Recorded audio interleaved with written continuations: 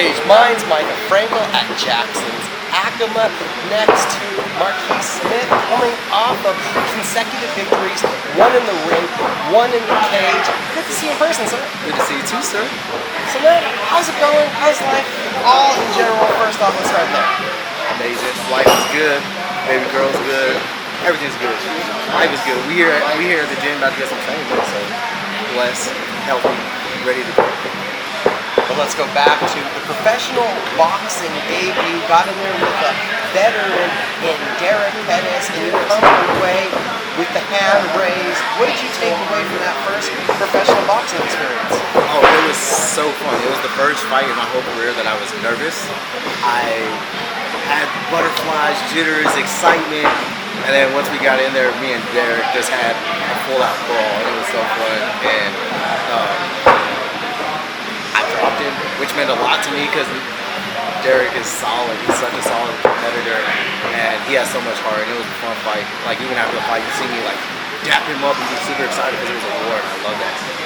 Back in the day, there was a point where you were training out of Lookouts PFS, so you were coming out of that brother gym to Pettis Fighting Systems. Was it weird setting across the ring from Derek, somebody you had shared that training with Matt before?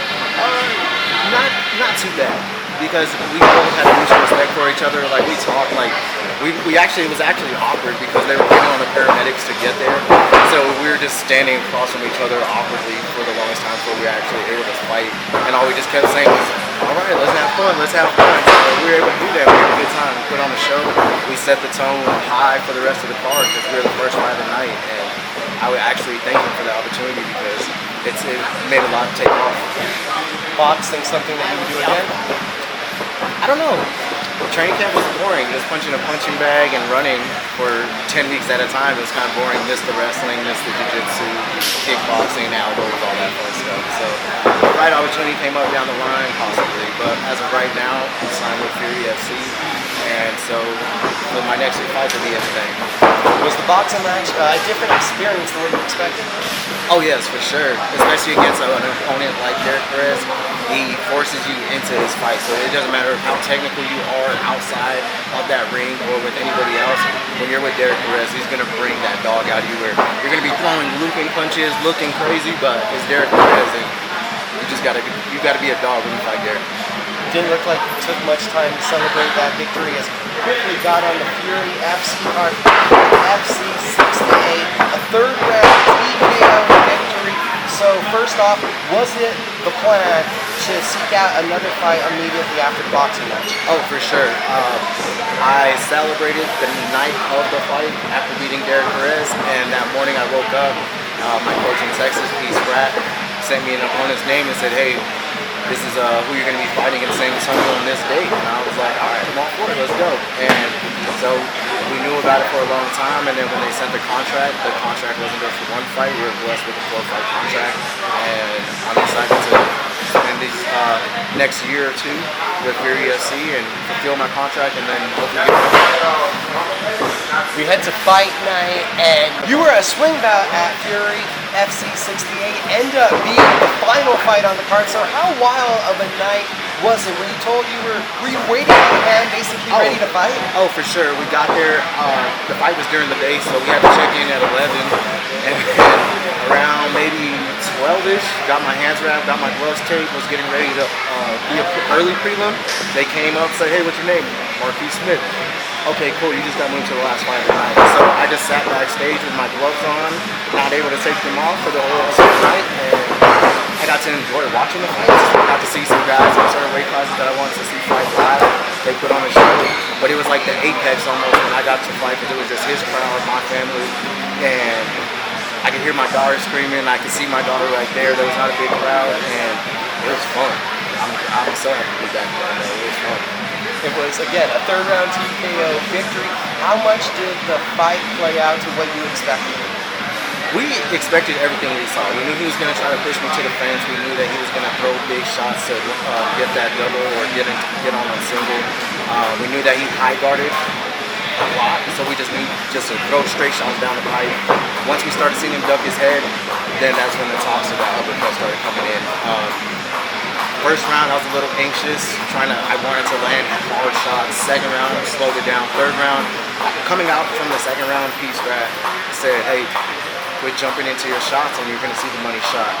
My jiu-jitsu coach in Texas, Ray, he told me, slow it down. Keep wrist control in the exchanges. Go ahead and clinch a little bit, and we did that. I slowed it down, saw the shots, threw one uppercut, and he blocked it, and he kept his head down. We threw that last uppercut, and that's what cleaned him up. So, Looked like throughout the fight, your striking was being highlighted. That left low kick, left body kick, your left hook, and then as you said, that right uppercut later on. And the hook's actually from both sides. Striking's really coming along in a huge way over these last couple fights. Yes, sir. I've always loved striking. I always considered a striker and consider myself a striker, but I was more happy that I only got taken down one time. Anybody that knows me in the past knows that I've been taken down so much, and thanks to Justin Governale, working with the guys here, when you have a training partner like Ray Borg every day coming at you with some of the best MMA wrestling in the world, you go out here on the circuit that I'm on, and these guys, yes, they're gonna, it's just a little bit easier these days. My mindset is different. My mindset's been different from the box fight to MMA now, and I'm excited. I got an all-star staff of coaching. I got Nick Urso, I got Ray Borg down here at Jackson Zachamel, I got Lee at Team Power Plant. We're both new additions to each other, which I love. I love working with Lee. I got Pete Spratt and Ray down in San Antonio. I got teammates down there. My man CJ Begard fights UFC Fight Night October 15th. He was in there cutting weight with me. It was a weight cut, so it was fun. And he got me through that. So, my man Travis Perry, there's just so many guys down there in Texas and people down here that a lot of people don't know their names yet, but they're the reason why I'm able to go out there and have performances like I am. We see Mango back here getting that work in. Mango's coming up. We got so many people in here coming up, and I'm excited. You're trying to share the love, share the spotlight, but I want to go back to your striking one more time real quick. I feel like you're getting to the point where it's fluid, and when you're going for that kick, whether it was to the body or the legs, there wasn't much tell. It was hard to see which way it was coming from. How proud are you that now it's looking that fluid that no one can tell where the target is? Oh, I'm super appreciative. A lot of hard work, a lot of mental training, just telling myself, just go, have fun. I used to overthink so much, and now everything's just coming together. I said that night, I told Pete Spratt that night, I said, tonight's my coming out party. Tonight I want everyone to see that I'm one of the most put together guys out here that no one knows about. They see my record and think one thing, but just know I'm not that fighter. I'm not the fighter that they watch football. I was on the Dallas scene. I'm holding that record. Unfortunately, we do know the record, and it is a bit of an uphill climb. So, where do you set the next series of goals that, in relation to, you have to go on a win streak to get your name back where it needs to be? Oh, I have a goal. I have an idea of where I want to be. I have an idea of where I plan on getting signed to a big organization, and that's what we're working towards.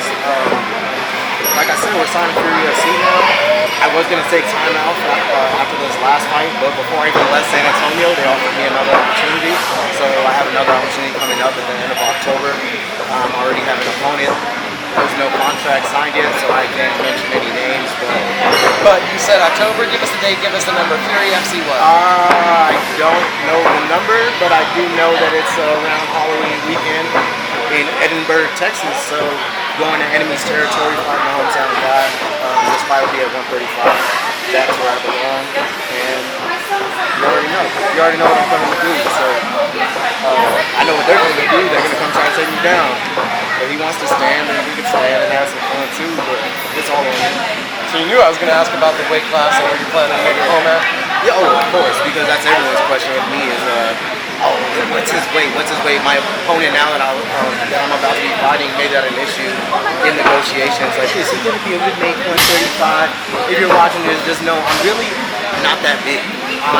On camera just makes me look big. I'm really just a 125er that likes to eat. So I'm a 125er with 145 power. So that's about it. So just protect your chin and don't worry about my weight in the field. But yes, 135 is where I'll be.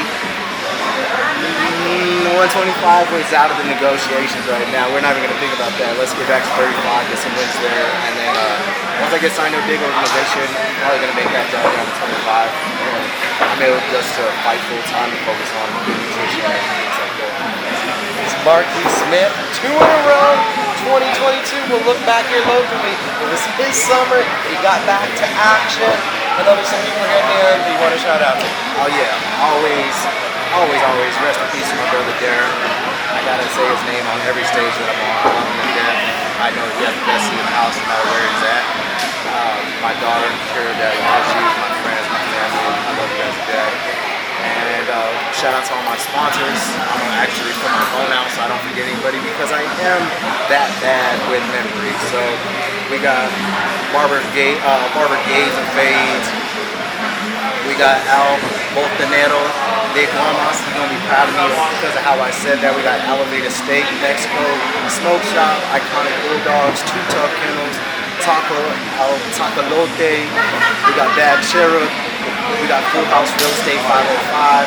Thank you guys for helping me get through this camp. We got my teams, Jackson's Avenue, Team Power Plant, Peace Pratt, Muay Thai, and Harido, Panero, BJJ, like all-star team.